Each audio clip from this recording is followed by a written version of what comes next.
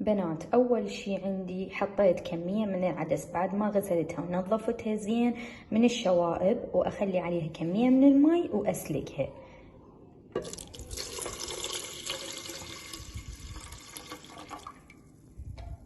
بين ما ينسلق العدس هنا أنا راح أحضر باقي مكونات الشوربة. هنا عندي كبة سراي، بصلة وحدة مفرومة ناعم، والبهارات. البهارات اللي راح استخدمها ملح و7 بهارات جدر وقليل من الفلفل الحار.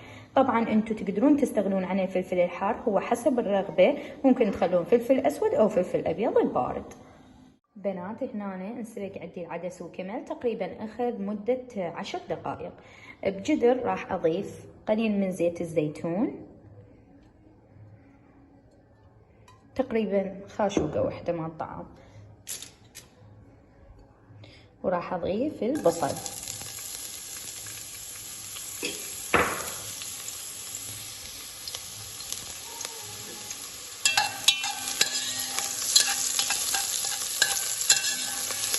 واقلبه على نار متوسطة.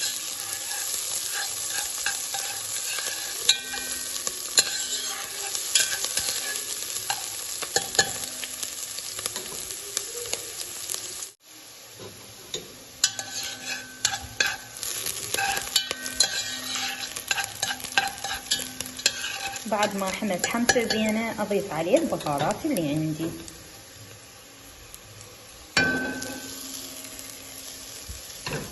وأقلبه.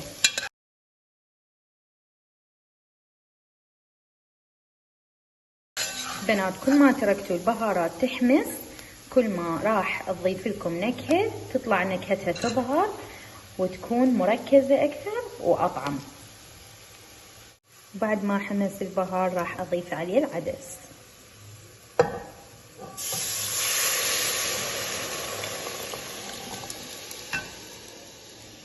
وأقلبه.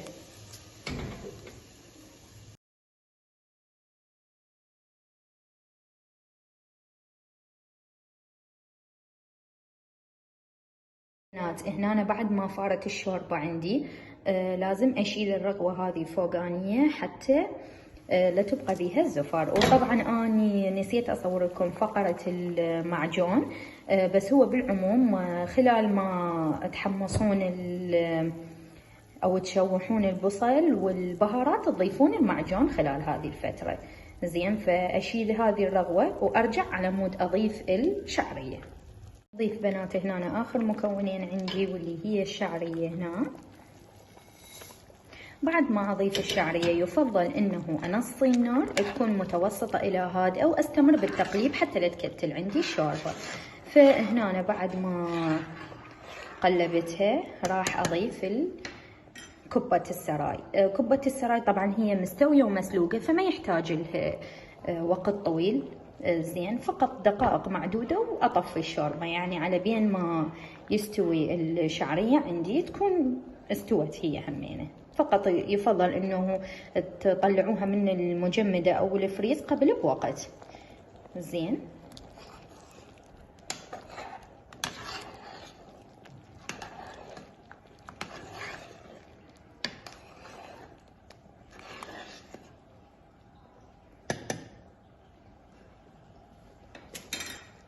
وهاي بنات الأكلة بعد ما خلصت وكملت. جربوها، جدا لذيذة ومفيدة ببرد الشتاء، وألف عافية. ولا تنسون الاشتراك واللايك والشير.